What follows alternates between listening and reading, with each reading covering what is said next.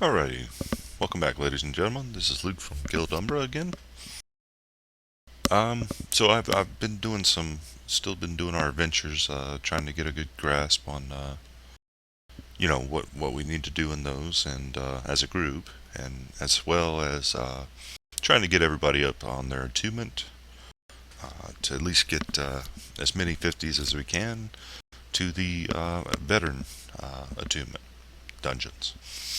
So that's kind of what we've been up to lately. I've done some healing here lately, and I wanted to pass along a build that I've been using. Um, Again, it's my opinion. You're more than welcome to disagree with it. It's just something I used and wanted to pass along. So anyway, we're going to talk about, well, as I stated earlier, this is going to be a build specifically for healing adventures as the Esper. So again, we're not going to dwell too much on the abilities as much. Going to talk more or less about reasons I took certain tiers, reasons I didn't take certain tiers. So maybe touch a little bit on amps as well. So anyway, let's dive right in. First ability, Mind Over Body. Pretty self-explanatory. It's a single target heal. I took the tier 4 for the additional percent health that it restores, as long as your target's over 60 for 5% health. The next ability is Soothe. Now, Soothe I take because it's somewhat of an AoE ability. It's a line telegraph, and it can hit up to 4 foes. And it's a charged ability. And again, it's one of those things where you kind of have to be positioned properly to be able to hit them most people as you can. It does moderately good healing. So I most of the time I really only use it when I feel that my focus is getting, I'm burning through focus too quickly, and there's not a whole lot of burst damage going on in the group. So just FYI. Next ability is my first finisher. It's Reverie. It's a AoE heal, and depending on how many side points I have, determines how much I heal. So not much to talk about there. It can hit up to 10 party members. Just an FYI. Yourself and 9 other party members.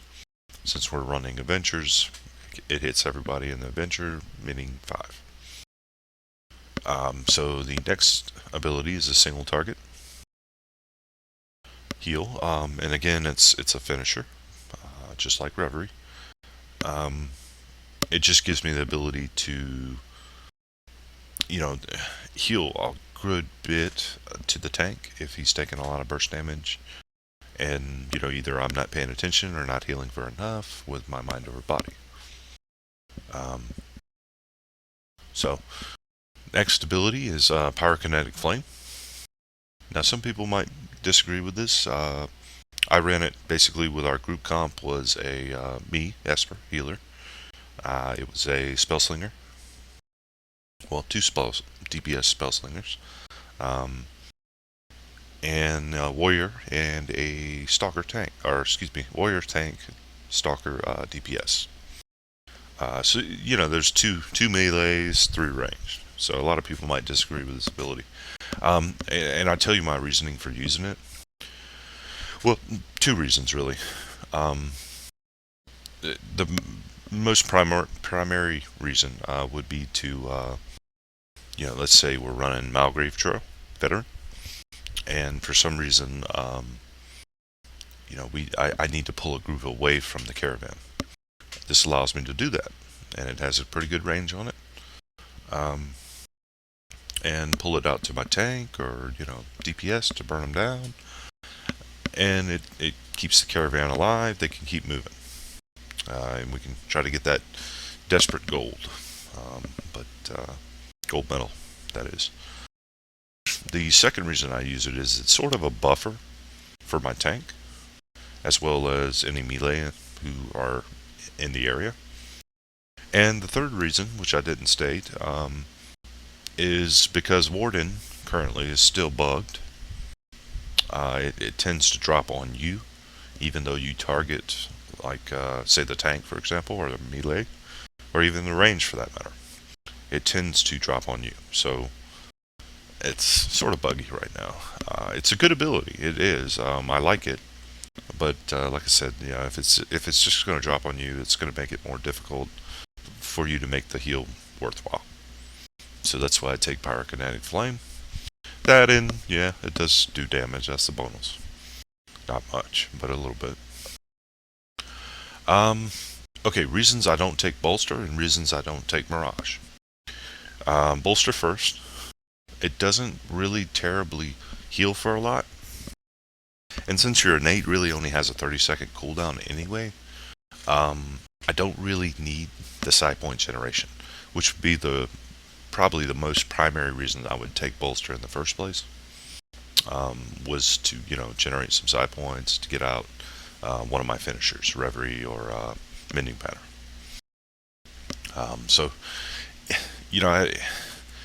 I've seen healers use it, and I'm not disagreeing with them at all. I'm just saying it's not my playstyle. I'd rather do other things. Now Mirage is a good healing ability. There's absolutely nothing wrong with it. It heals the greatest amount out of all our spells in our arsenal. However, it comes with a downside. The downside being that someone has to run over it. So it's very situational. And it's not something I would run because it puts you in a state where you have to cast for a long time, to put it out there. And you have to, like I stated before, have someone run over. So if you're in, a group with good communication,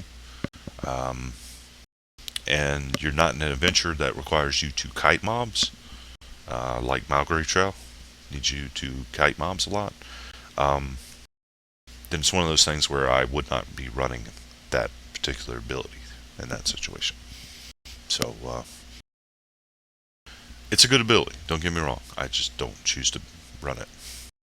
Mental Boon, again, I liked this ability before they changed it. It used to speed everyone up, and now it just increases your dash regeneration, which isn't a bad thing. But the downside of using 3 finishers on your bar is that you very rarely even use this if you have it running on your bar. So again, it's one of those things that other abilities seem to be better and have more uses than this ability does. So moving on. Utility. Excuse me, I did not talk too much about the tier 4s. Let me go back. A little tired. I'm trying to do this on, get it out there as soon as possible. But anyway, Phantasmal Armor, tier 4, reduces my cooldown by 5 seconds. And that coupled with our cooldown amps of 15% gives us right around 34-35 second cooldown on this very, very good ability. The next one, Reverie, tier 4. It restores an additional, 6, 12, 18, 25, 30%, depending on the side points you have, health to allies when they're below 35% health. So in the event that does happen, I went ahead and took it. Now obviously you could say, well, you could take this down to, just tier 3 and maybe put Mending Banner on, because it increases armor. Okay, I'm cool with that. No problem. I've actually run that. I've actually tiered it up to somewhere around there.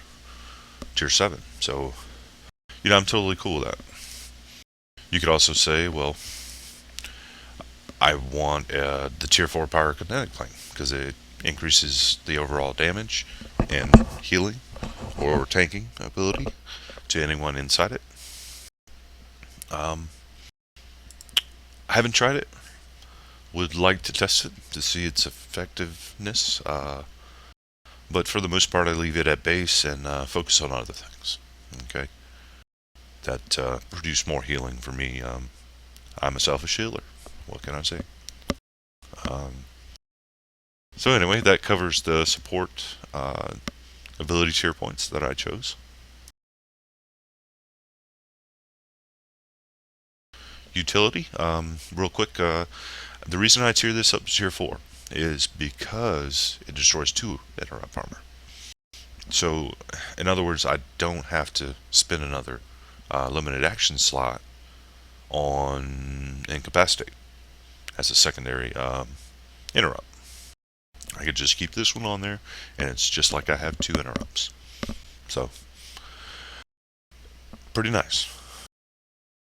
The damage is a plus. It's, not the reason I use it. But anyway, you'll notice I left my last slot open, and this is because there's like 2 things that I've been using. One is projected spirit, my movement ability, to move around the map. A lot of times our strategy is to have me and Malgrave Trail run around and grab all the supplies, while 1 DPS stays on the caravan, and the tank and the other 2 DPS run ahead and kill everything. And just, I keep an eye out on their health, and because the mobs don't really hit hard. There's certain ones that do hit hard, and I just let them know that, hey, if you see this mob, just give me a call. I'll start running back to heal you. That's one ability I've been using a lot. It's good for getting out of telegraphs as well. The heal is a plus. If you can land it, great. If you can't, don't worry about it. The next ability is Restraint. And we use this in Tempest Refuge, primarily. Veteran. And that's for those, bunker busters and tanks that, can and will spawn. It just roots them. It gives your party another, few seconds to do some more DVS and allows them to hopefully burn it down before it gets to the generator and destroys your base. So that's another ability I use.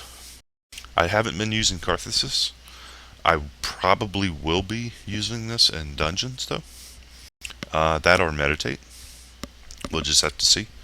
Right now, my focus recovery rate is in a position where I don't feel the need to take meditate. It's right around, I think it's 3.00, maybe a little less, focus recovery per second or something like that.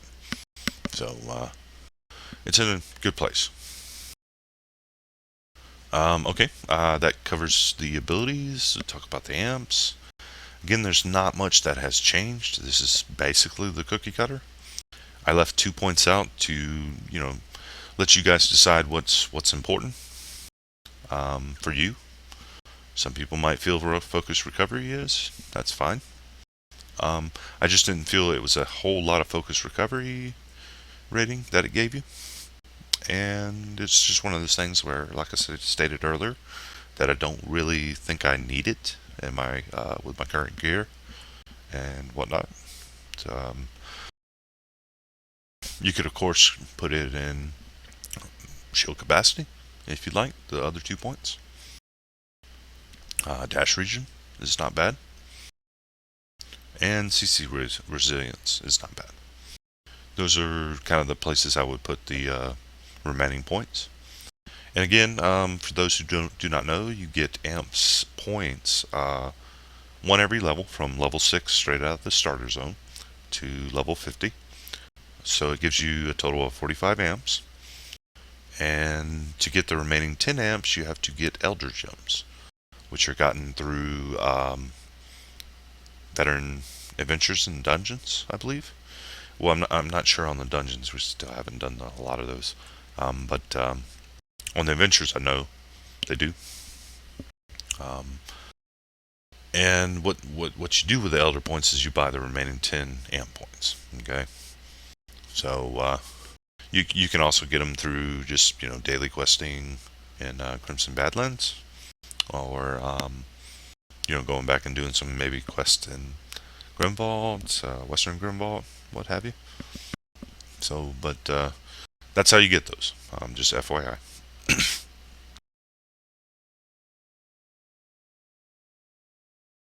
So I think that basically covers what I wanted to go over. Um, Again, it's one of those things where once you guys start learning these fights, you'll know when's a good time to pop my amp, my spectral form, innate rather, to get those side points and to get off maybe AOE heals or burst healing on the tank. You kind of have to just learn that for yourself. That's about my only usage for the innate, to be honest, because I don't like to be stationary too much while I'm healing, if I can help it. Because there's still a lot of boss telegraphs that will eat your face if you are standing still, just spamming mind over body, for example. So just be careful about that. So, but anyway, I'm still having a whole lot of fun with the game, and hope you guys are too. And not sure what we'll go into next. I know in the very near future, I might be able to start streaming Endgame. We're still working on that. I got a new ISP I'm probably going to pick up. And so I'll be able to stream a little bit. But a lot of the guildies have been doing some streams. I encourage you to check them out if you get a chance. Code Nike on Twitch has a whole bunch of streams. Habu, I think it's Habu'sization, I think is how he spells it. But he's also with us in Guild Umbra.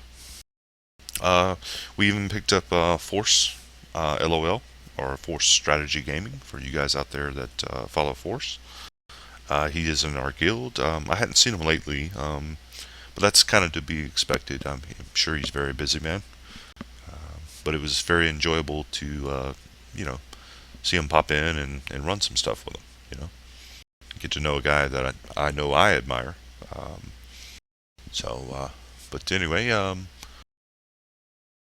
if you liked this video, hit that like button on YouTube. If you're not subscribed to me and you'd like to see more content or made available to you when I release it, go ahead and subscribe to me. I'll continue to do videos as I can.